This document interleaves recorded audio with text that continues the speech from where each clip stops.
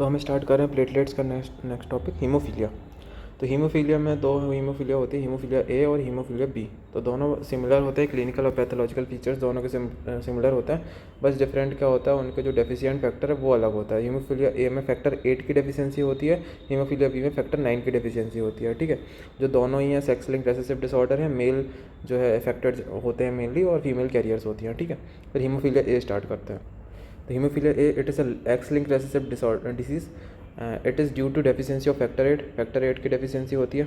It can lead to the life threatening bleeding हो सकती है इसमें। ठीक है, तो ये है इंट्रोडक्शन। अब देखते हैं मोड ऑफ इनहेरिटेंस।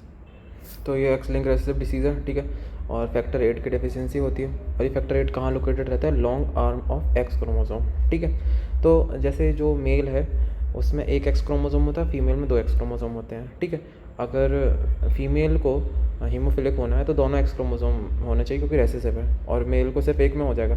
तो मान के चलो ये ब्रीडिंग कराई, फीमेल जो कैरियर है और जो मेल है वो नॉर्मल है। तो इसमें कैरियर गर्ल और हेल्दी गर्ल दो ही पॉसिबिलिटी है। जो फीमेल है वो हीमोफिलिक नहीं बनेगी। ठीक है, तो ये कैरियर बनेगा अगर एक एक्स क्रोमोसोम इसमें आ जाए, जबकि बॉय में एक हेल्दी होने की पॉसिबिलिटी है और हीमोफिलिक हो सकता है। तो जो मेल्स है उसमें ज़्यादा हीमोफिलिक होने के चांसेस है एज़ कम्पेयर टू गर्ल्स में कैरियर बस होता है। ठीक है, कैरियर में भी वो अपनी हीमोफीलिया वाला जो सिम्टम्स है वो नहीं शो करेगा क्योंकि रेसेसिव है। ठीक है, और जैसे फीमेल अगर हीमोफिलिक होती भी तो सर्वाइवल रेट कम होता है, तो वो सर्वाइव ही नहीं कर पाएगी। ऐसे तो चांसेस मेल में ही ज़्यादा हैं हीमोफिलिया होने के। ठीक है, तो ये मोड ऑफ इनहेरिटेंस हो गया। फिर नेक्स्ट आता है molecular genetics. Positive mutation include deletion, inversion, and point mutation and insertion. तो ये कुछ भी हो सकता है, म्यूटेशन, डिलीशन हो जाए, इन्वर्सन हो जाए, पॉइंट म्यूटेशन हो जाए, इंसर्शंस हो जाए, कुछ इन सब की वजह से जो है म्यूटेशन हो जाएगा और हीमोफिलिया हो सकता है। ठीक है, फिर नेक्स्ट आता है क्लिनिकल फीचर्स।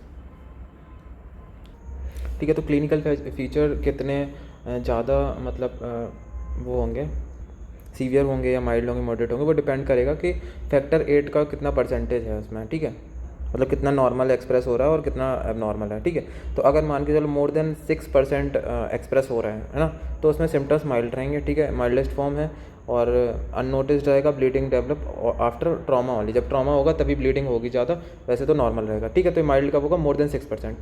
2 से 5% है तो मॉडरेट क्लिनिकल सीवियरिटी रहेगी। तो bleeding after trauma including dental and other surgical trauma, easy ब्रूसिंग।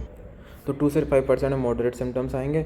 Trauma के बाद ब्लीडिंग हो सकती है, डेंटल या सर्जिकल ट्रॉमा भी हो सकता है, कुछ सर्जिकल प्रोसीजर किया उसमें भी ब्लीडिंग हो सकती है। इजी ब्रूसिंग मतलब अगर थोड़ा सा ट्रॉमा हुआ तो ब्लू हो जाएगी स्किन। ठीक है, तो ब्रूसिंग मतलब ये होता है। फिर सीवियर अगर लेस देन 1% है फैक्टर 8 एक्टिव, है ना, तो उसमें सीवियर सिम्टम्स आएंगे जैसे कि frequent and spontaneous haemorrhage into joints, haemarthrosis and soft tissue.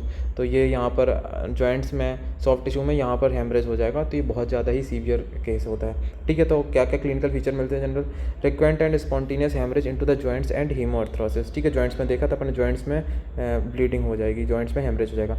Pen, muscle spasm and limitation of mobility.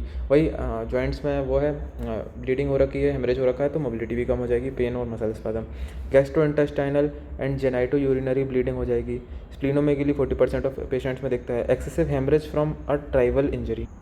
Trivial injury मतलब कोई भी नॉर्मल इंजरी हुई, इसमें भी एक्सेसिव हेमरेज हो जाएगा।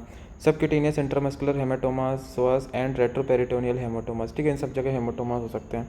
फिर प्रोलॉन्ग ब्लीडिंग फॉलोइंग ट्रॉमा, बहुत ज़्यादा ब्लीडिंग होगी ट्रॉमा के बाद, है ना। ये सब फीचर वही हैं कि ब्लीडिंग हो रही है, कोई भी नॉर्मल भी कुछ ट्रॉमा हो रहा है ना, उन सब कैसे ब्लीडिंग हो रही है। ठीक है, अलग अलग से ब्लीडिंग, जॉइंट से ब्लीडिंग हो रही है ना, इंट्रामस्कुलर, सबक्यूटेनियस हेमाटोमा, ये सब हो रहा है। ठीक है, फिर लैब फाइंडिंग। फिर नेक्स्ट आते हैं लैब फाइंडिंग में। ठीक है, ब्लीडिंग टाइम नॉर्मल रहता है इसमें, क्लॉटिंग टाइम प्रोलॉन्ग रहेगा, प्रोथ्रोम्बिन टाइम नॉर्मल रहेगा, प्लेटलेट्स काउंट नॉर्मल है, APTT activated partial thromboplastin time ये बढ़ा हुआ रहेगा। ठीक है, अनीमिया विथ न्यूट्रोफिलिया। फैक्टर 8 ऐसे करेंगे, मतलब फैक्टर 8 का अपन चेक करते हैं ना लेवल कितना एक्टिव है। Essential for the diagnosis and to assess the level and severity of disease. तो फैक्टर 8 कितना एक्टिव है उस हिसाब से अपन ने डिसाइड किया था कि माइल्ड होगी, मॉडरेट होगी या सीवियर सिम्टम्स देगा। तो ठीक है, तो बस बढ़ेगा क्या क्या, क्लॉटिंग टाइम प्रोलॉन्ग होता है और एपीटीटी जो होता है वो इंक्रीज होता है। फिर और कैसे डिटेक्ट कर सकते हैं, detection of carriers by DNA markers to detect female carrier, prenatal diagnosis of affected foetuses. तो अपन कैरियर को इसलिए डिटेक्ट करेंगे कि फीमेल कैरियर का पता चल सके और जो अफेक्टेड फीटस है उसका पहले से ही अपन प्रीनेटल डायग्नोसिस कर सकें। ठीक है, फिर नेक्स्ट आता है कॉम्प्लिकेशन। तो कॉम्प्लिकेशन में डिफॉर्मिंग आर्थराइटिस एंड कॉन्ट्रैक्चर्स हो सकते हैं। क्यों हो जाएगा? क्योंकि ब्लीडिंग हो रही है जॉइंट्स में, है ना, उस वजह से क्या होगा? Organisation fibrosis of intramuscular haematoma, और उस वजह से क्या हो जाएगा? कॉन्ट्रैक्चर ऑफ, तो वो मसल का कॉन्ट्रैक्चर हो जाएगा, मतलब छोटी हो जाएगी मसल। फिर अनीमिया आता है, एक्सेसिव स्पॉन्टेनियस और repeated bleeding leads to anaemia, है ना, बहुत ज़्यादा ब्लीडिंग हो रही है, इस वजह से अनीमिया हो जाएगा। तो ये था अपना हीमोफीलिया ए। हीमोफीलिया बी भी देख लेते हैं। हीमोफीलिया बी को क्रिसमस डिसीज बोलते हैं, clinically indistinguishable from haemophilia A. Haemophilia A के जैसी होती है, अपन क्लिनिकली उसको अलग नहीं कर सकते ए है कि बी है, ठीक है। एक्सलिन रेसेसिव डिसऑर्डर ये भी है, और इसमें किसकी डेफिशिएंसी होती है? फैक्टर 9 की। उसमें हो रही थी फैक्टर 8 की, इसमें फैक्टर 9 की। लैब फाइंडिंग भी सिमिलर होती है हीमोफीलिया ए के। क्लॉटिंग टाइम प्रोलॉन्ग है, platelets count normal, prothrombin time normal, APTT बढ़ा हुआ है। फैक्टर 9 ऐसे करेंगे, उसे फैक्टर 8 ऐसे करते हैं, उसमें फैक्टर 9 ऐसे करेंगे। बाकी सब सेम है, क्लॉटिंग टाइम प्रोलॉन्ग रहता है और एपीटीटी इंक्रीज रहता है, बाकी सब नॉर्मल रहता है, ठीक है।